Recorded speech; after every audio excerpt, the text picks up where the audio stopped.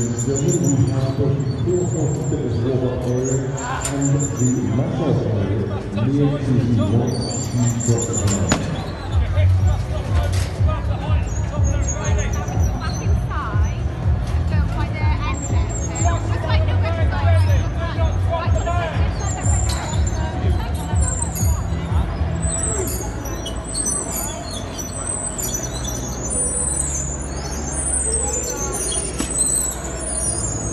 Hey guys, what is happening? Hope you're good. So what I'm going to talk you through is a couple of different techniques that you can use to really dominate the hoist.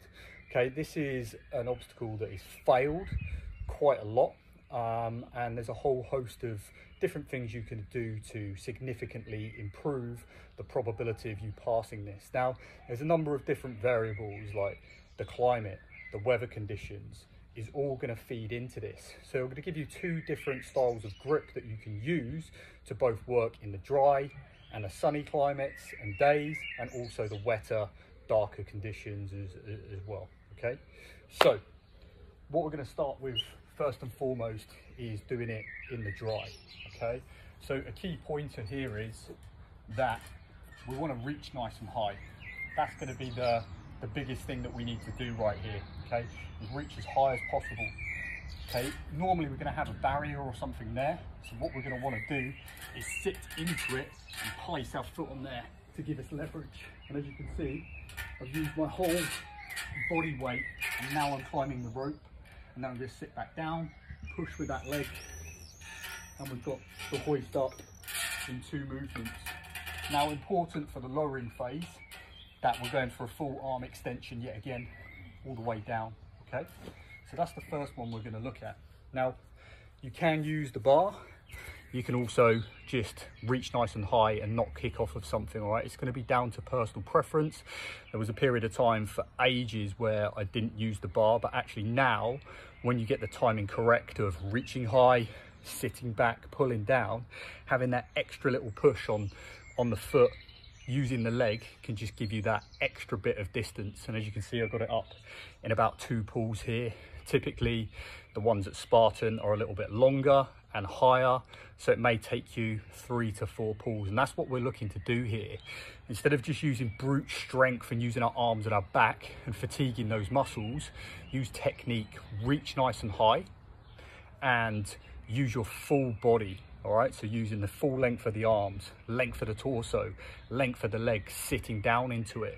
So everything's in synergy, and it's in a step-by-step logical sequence. So just watch this again. Okay, so setting up, reaching nice and high, and then quite an explosive movement, sitting down to give you that leverage.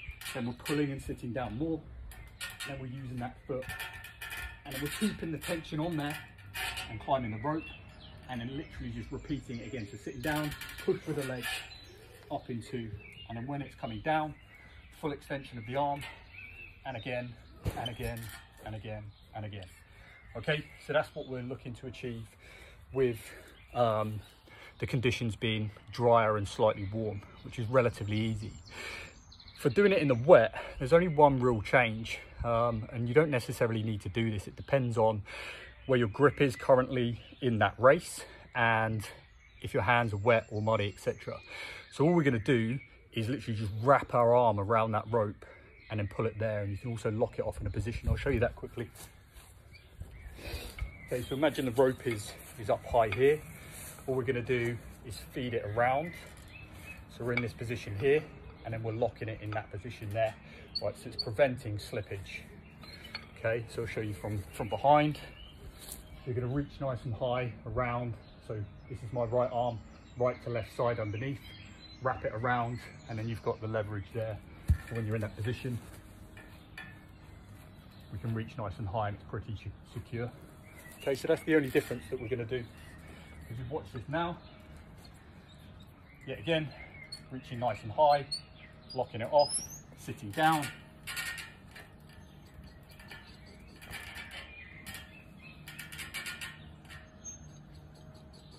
And then nothing else changes.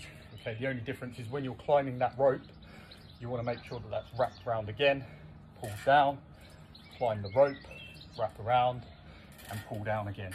Okay, But that's about it, guys. There's a couple of different techniques that you can be working on, both the heat and also the wet, more damp conditions on certain races. Hope you took some value. Let me know if you've got any questions on any of this, or anything to add to give more value to the people that watch this back. Yeah, I will catch you soon. Peace. Okay, you're probably saying, well, what happens if I don't actually have access to having a hoist?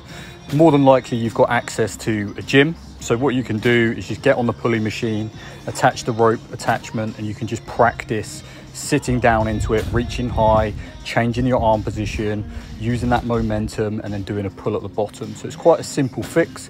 You can increase the weight, you can decrease it, you can do time under tension, i.e. so going slow on the way down, slow on the way up, all right, and get a really effective workout out of this. So either or, give it a try. Both will assist with you being able to do the Herc hoist more efficiently.